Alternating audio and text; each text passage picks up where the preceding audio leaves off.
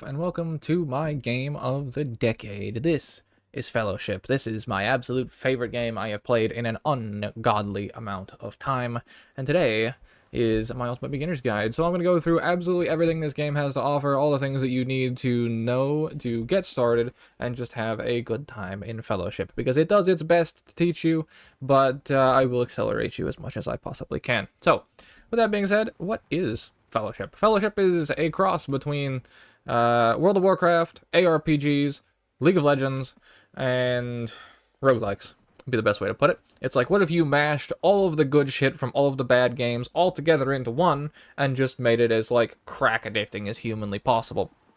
It works exceptionally well. I'm going to spend way too many hours in this game. But the primary point of it is you just run dungeons, and those dungeons get harder and harder and harder as you scale up through the difficulties here.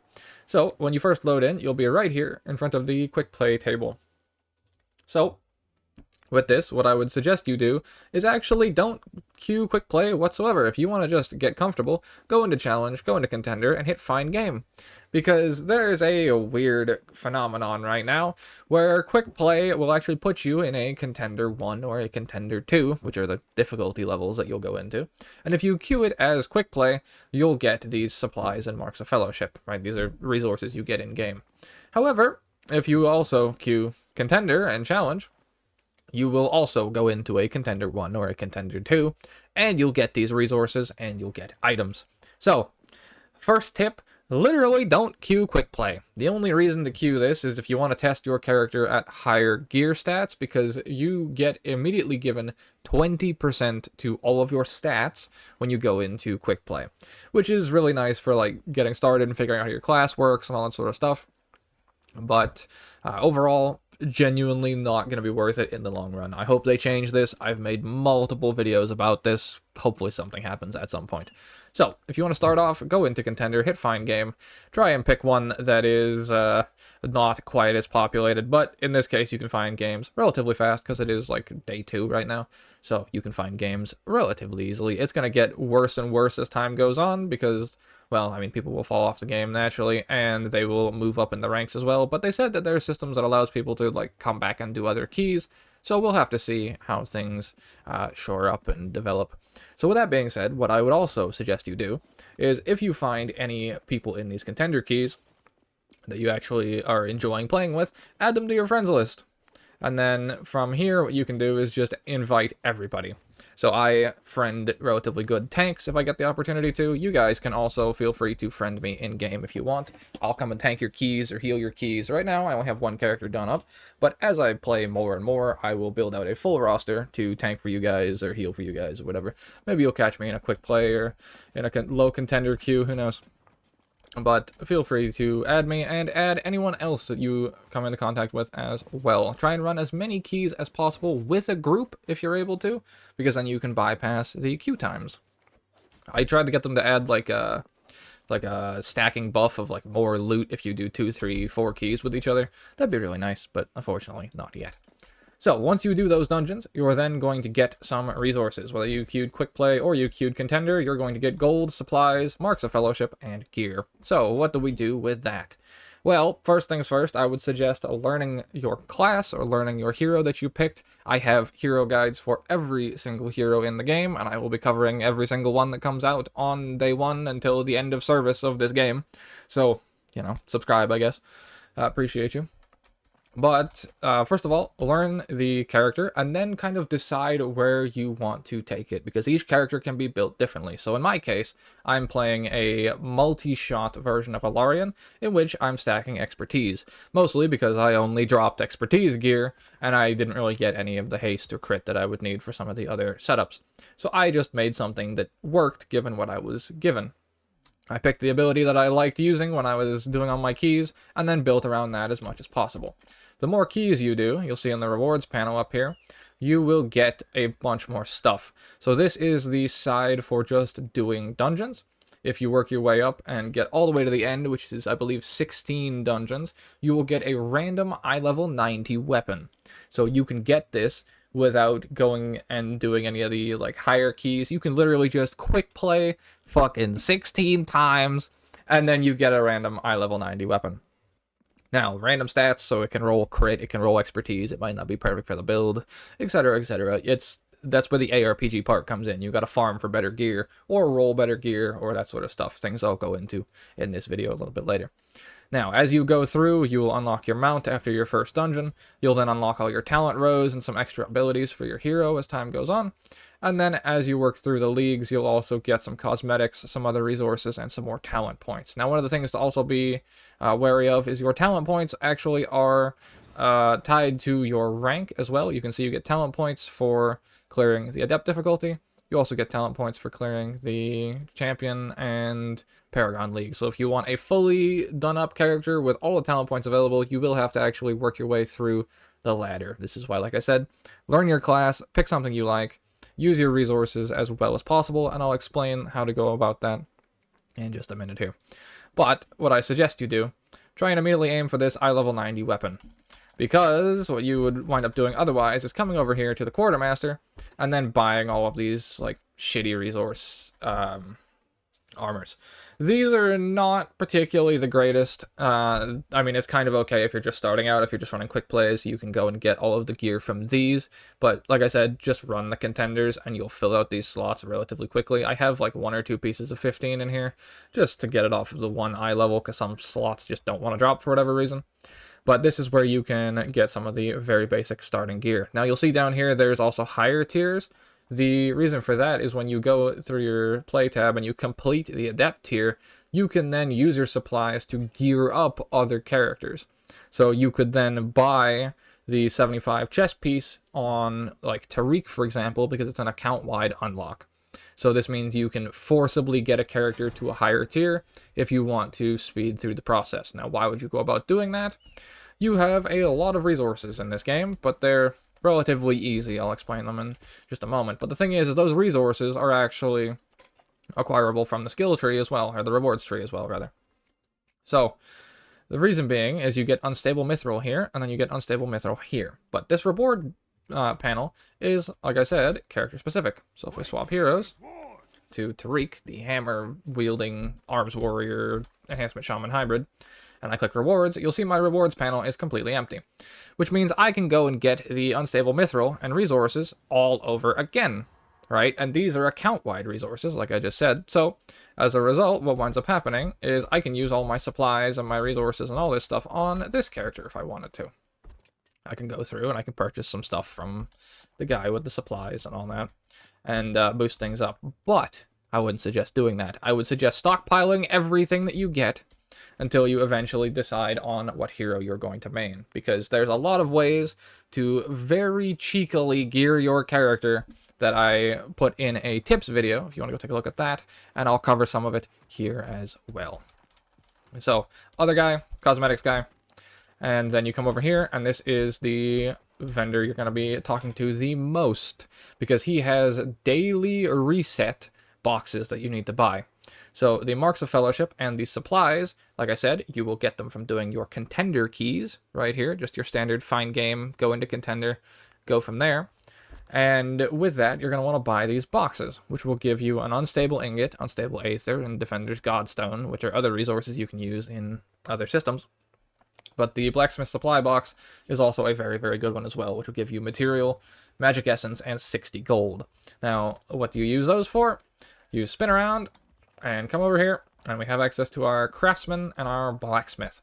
So, when we're running all of these keys here, what you're going to get is your randomized loot. It can be anything with crit, haste, spirit, expertise, etc. And then sometimes there's going to be set bonuses and all this sort of stuff. But sometimes you'll get good items, sometimes you'll get absolute garbage. So if you get a good item, what you can do is you can come over here, you can throw the item into the blacksmith, and for gold and sometimes some materials, you can upgrade the item level. So that's what I did with my bow here. So if you go into your rewards panel, if you clear all of your dungeons, all the way up to here, what'll happen is after you do, I believe it's 16 dungeons, you'll get a random eye level 90 weapon, which is absolutely fantastic, especially for the contender keys, because if you're still low eye level, you're now going to be running through low eye level dungeons with a massive weapon, absolutely destroying everything. So what I suggest doing is taking that eye level 90 weapon to the blacksmith, and then upgrading it in the blacksmith up to 120. and then using this for as long as humanly possible until you get to Adept. Now, if you can't get into Adept, the final dungeon of the Contender set is going to be Sithral's Fall, which is +7. It's a longer dungeon, takes a bit, but it drops blues. So I would suggest doing that dungeon, because in the rewards panel, it will also give you another random eye level 90 piece of equipment. Now, I tried it, didn't time it, unfortunately, but such is life. I'll get there eventually, it's whatever. But when you do it for the first time and you time it, you get to also get the rewards from it and another random piece of eye level 90 equipment. But what if that piece sucks? Alright, what if it's just absolute garbage, underwhelming? We take it over to the Master Craftsman here, and we'll have our equipment reforging. Now this will allow you to roll a piece to another piece for the unstable mithril that I just talked about before. This is why I was saying to save all of your resources until you decide what character you're going to play. Because then you can funnel all of your resources into it based on how high you can actually push in the solo queue ladder. Or solo queue, team queue, whatever you decide to do. So, my suggestion, and this is the weirdest part, is that the green items and the blue items take the exact same material to reforge. So if you wind up using your reforges early on low eye level gear, it's going to be very, very unfortunate for you, because as you get into higher tiers, you can then take those 75 eye level pieces and then roll them around. So in this case, for example, I could literally take this ring, since I have another unique equipped ring.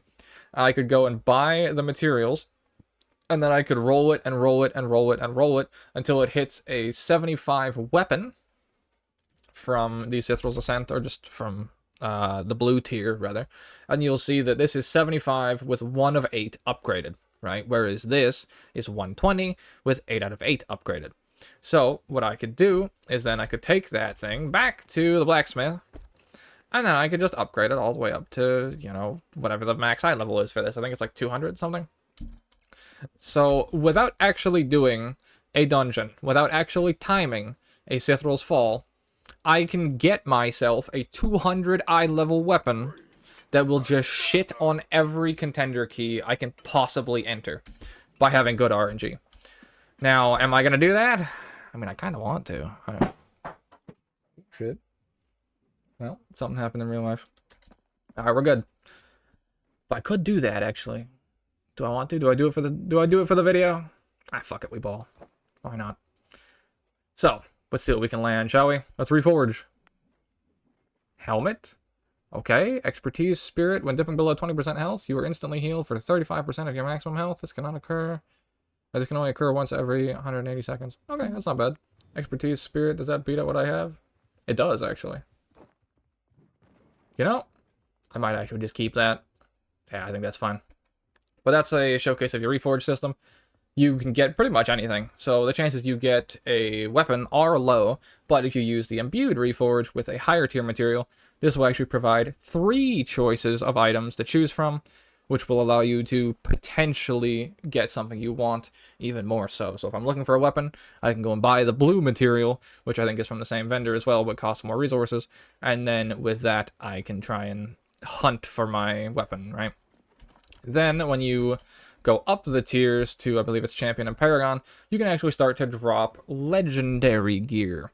I would assume it's green tier gear, blue tier gear, epic tier gear, legendary gear. I've only made it like halfway into Adept so far during the open beta, so I'm going to be grinding my heart out in full release here.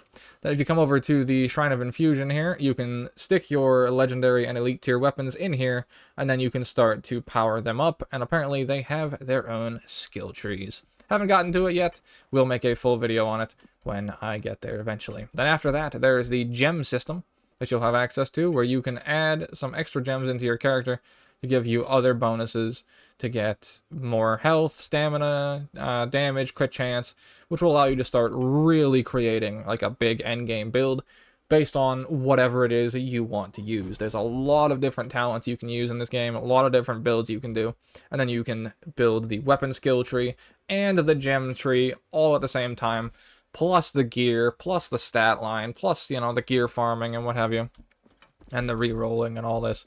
and you can start to really customize your hero to the way that you want to play. And yes, I'm going to be putting out, you know, videos and build guides, all that sort of stuff, but play how you fucking want. Let's not turn this into a game that's like, everyone runs the meta, play this or get the fuck out of my group. We have World of Warcraft for that. Let's not turn this into that, okay?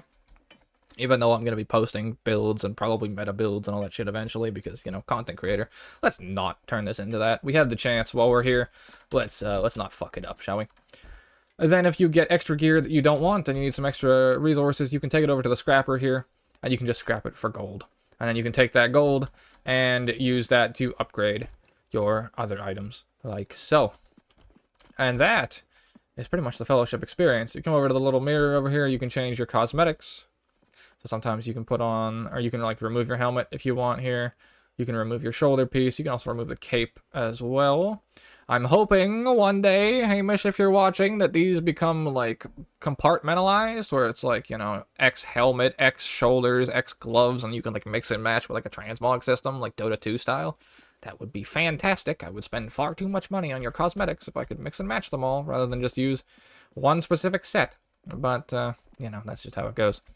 And then we have the leaderboard over here, where you can see I am in a place. There's a lot of people playing, thankfully. There is 15,000 Ilarians. And there is almost 100,000 people. Good shit, boys. Always love to see it. And then there's also the mount guy over there. There's a bunch of different mounts you can get. You can buy them from the supplies guy, or you can get them in-game as well. But yeah, that is my Fellowship Ultimate Beginner's Guide. That is pretty much everything that you kind of need to know about. Only other things are kind of combat related, which I believe there's a way to set like an interrupt target. I don't think it's fucking keybound for me right now because I redid all my keybinds and whatnot.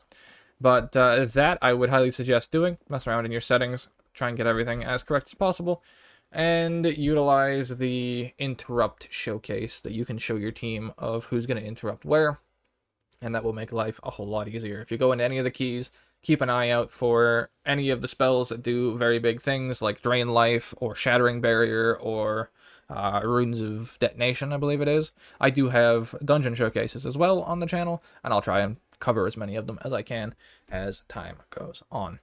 But yeah, that is my Ultimate Beginner's Guide to Fellowship Early Access. Absolutely love this game. Hopefully you guys can have a good time with it. Hopefully some of the content can make it a little easier for you guys getting into the game, so you can just pick it up and absolutely dumpster the DPS meters.